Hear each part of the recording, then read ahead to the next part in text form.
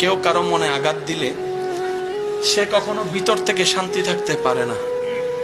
এই কথাটা মনে রাখবেন।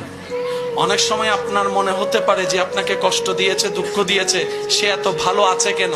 সত্যি কথা বলতে তার চেহারা দেখেন, একটু ভিতরটা দেখেন, তার রাতটা দেখেন, তার ঘুমটা দেখেন, দেখবেন যে সে ভিতর থেকে শান্তিতে নাই, শান্তিতে নাই।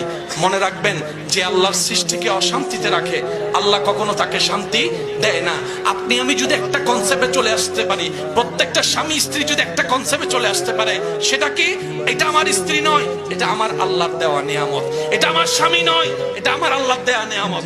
সবাই যদি সবাইকে আল্লাহর দিকে তাকিয়ে, নবীর দিকে তাকিয়ে সম্পর্ক করে, এই পৃথিবীতে শান্তি আর শান্তি হয়ে যাবে, রাগ কমে যাবে। বলি সুবহানাল্লাহ।